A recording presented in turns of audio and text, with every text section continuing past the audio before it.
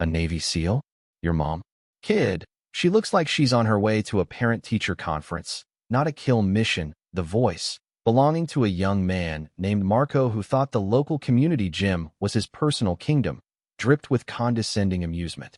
His two friends snickered, a chorus of lazy ridicule that echoed off the high ceiling and worn basketball court. The boy Leo, only 15, stood his ground, his jaw tight, but his eyes unwavering. He had made a simple, proud statement, and now he was weathering the storm of disbelief.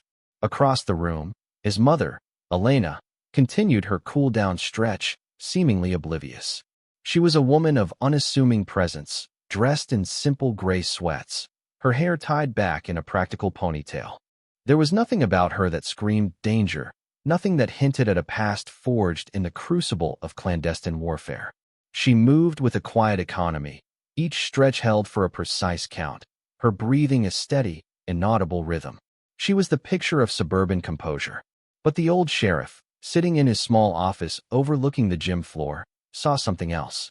He saw the subtle, constant scan of her eyes, never resting in one place for too long. He saw the perfect, balanced posture, a body aligned for immediate action even at rest. He saw a professional hiding in plain sight. If you believe that the most dangerous people are the ones who have nothing to prove, type silence in the comments below. The mockery continued, a slow, corrosive drip of insults designed to break the boy's spirit. Marco, emboldened by Elena's apparent indifference, took a step closer to Leo. Seriously, man, what's she gonna do? Field strip a minivan? Organize a tactical bake sale? My uncle was in the army, and he doesn't look like he's about to apologize to the manager. Each taunt was a small shove, not physical yet, but emotionally jarring. The other people in the gym, a few teenagers shooting half-hearted hoops, a woman on the treadmill, averted their eyes. It was the complicity of non-confrontation, a silent agreement to let the loud and the arrogant own the space. Leo said nothing. He had been taught that words were cheap, that validation from fools was worthless. His mother had taught him that. He just stood there, a silent testament to a truth these boys couldn't comprehend. Elena finished her stretch, coiling the resistance band with methodical precision. Her hands, which Marco and his friends would have dismissed as ordinary, moved with a practiced grace. They were steady, calm, and deliberate. They were the hands of a surgeon, a watchmaker, or a bomb disposal expert. She placed the band back in her gym bag, zipped it slowly, and took a sip of water, her gaze still calm, still distant. The tension was a living thing in the room now, a coiled spring waiting for the slightest pressure to release. The pressure came when Marco, frustrated by Leo's stoicism, shoved him hard in the chest. What? You got nothing to say for your little fantasy, kid? Leo stumbled back, catching his balance, but his face remained a mask of disciplined control. That was the line. It wasn't the insult to her, but the physical assault on her son. Elena set her water bottle down with a soft, deliberate click.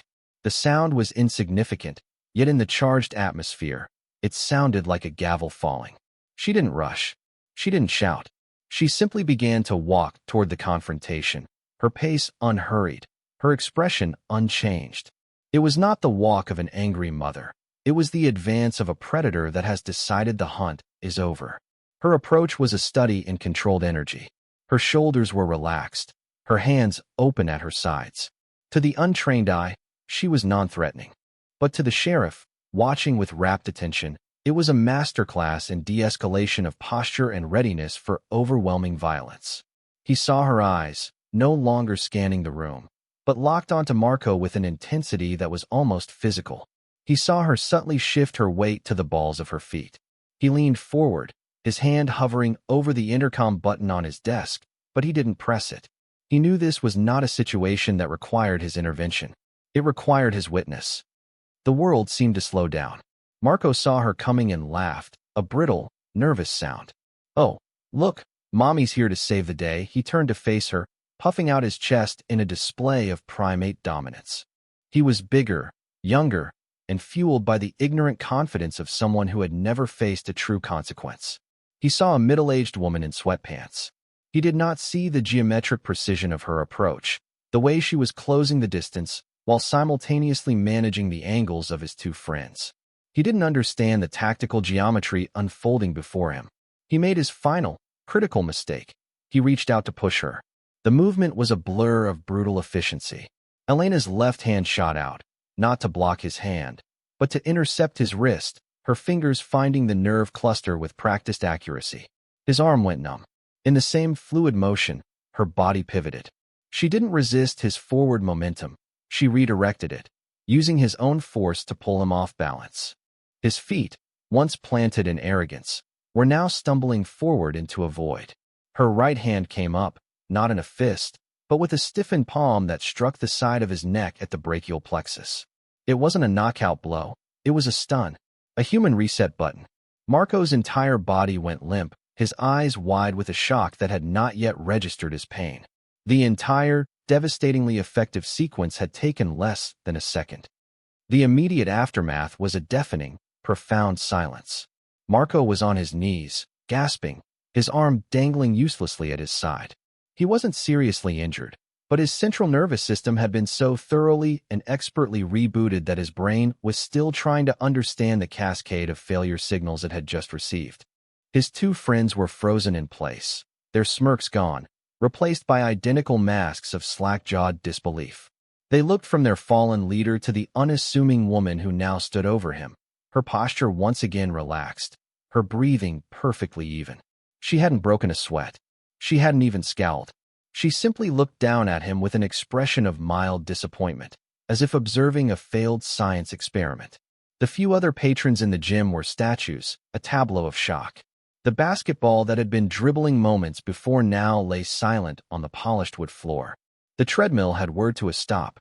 Every eye was fixed on the epicenter of the collapsed reality, on the quiet woman who had just dismantled the gym's alpha bully with the casual grace of a master craftsman.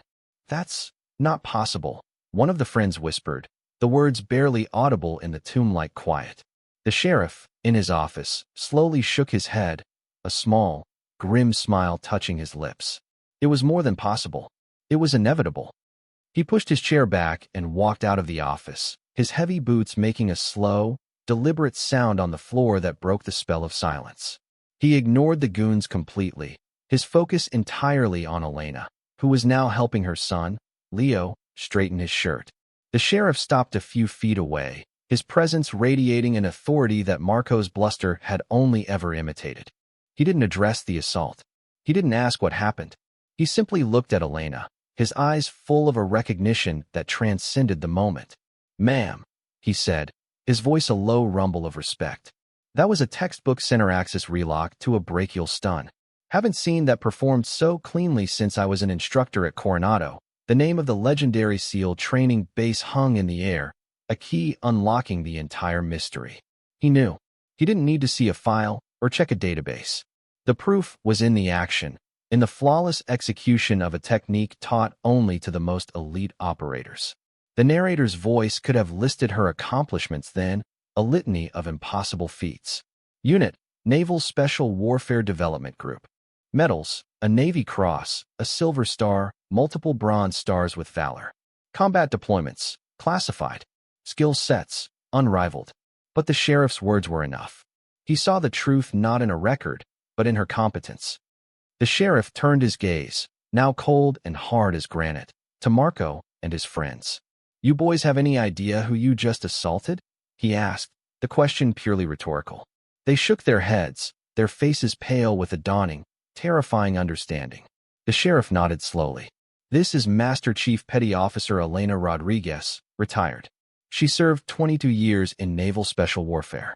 The last 10 of those were with an asset so far above your pay grade, you don't even have the clearance to know its name. She has forgotten more about controlled violence than you will ever learn." He let the words sink in, each one a hammer blow to their shattered arrogance. He then made a gesture of profound respect that sealed the moment in time. He drew himself up to his full height, his back ramrod straight, and delivered a crisp, formal salute. It was not the salute of a small-town sheriff to a civilian. It was the salute of one warrior to another, a recognition of shared sacrifice and superior skill. "It's an honor to have you in our town, Master Chief," he said, his voice filled with genuine reverence. Elena simply gave a slight, acknowledging nod.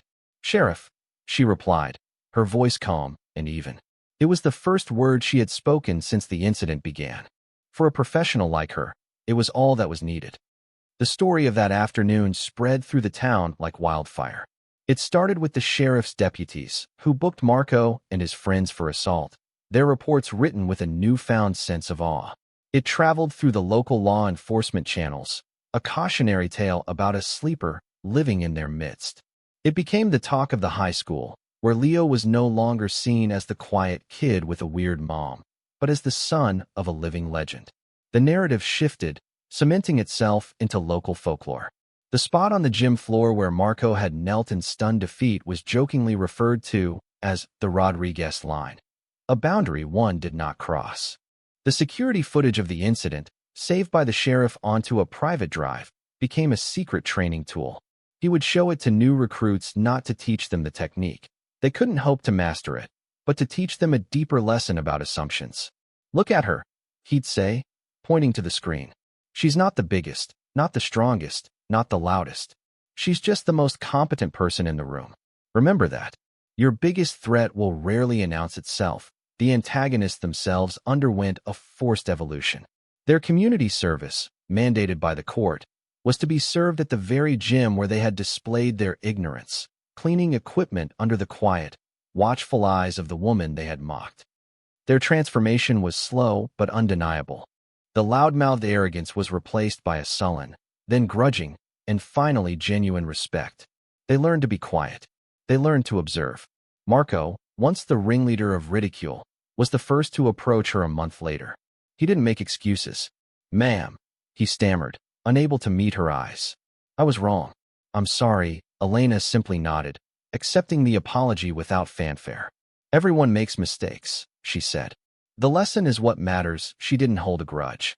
In her world, threats were assessed, neutralized, and forgotten. Emotion was a liability. She even began using their community service as a teaching opportunity, showing them the right way to maintain the equipment, the importance of discipline and attention to detail. She was teaching them the philosophy of the quiet professional, a language of action, precision, and humility. She never spoke of her past, never mentioned a single mission or medal. She didn't have to. The single, explosive demonstration of her skill had said more than a lifetime of stories ever could.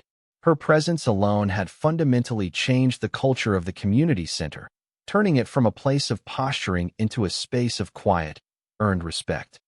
Months later, the gym was a different place. A sense of order and mutual respect had taken root, nurtured by the silent example of one woman. The incident had become a foundational myth for the community, a story told to newcomers about the importance of looking past the surface. Leo now walked through the halls of his school with a calm confidence that had nothing to do with his mother's reputation and everything to do with the lesson she had embodied. That strength of character is a quiet affair, proven in moments of trial, not in boasts. Elena continued her life, a pillar of unassuming strength. She volunteered at the library, attended Leo's soccer games, and was, for all intents and purposes, just another mom. But now, people saw her differently. They saw the calm as control, the silence as wisdom, the unassuming nature as the perfect camouflage.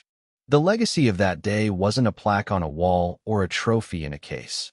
It was in the changed behavior of a handful of young men, in the newfound respect within the community, and in the quiet pride of a son who knew his mother was a hero, not because of the uniform she once wore, but because of the character she wore every single day. True legacy isn't the story you leave behind. It's the standard that continues forward because you were there. For more stories where quiet competence triumphs over loud ignorance, and where character defines true worth, subscribe to Unknown Heroine Tales.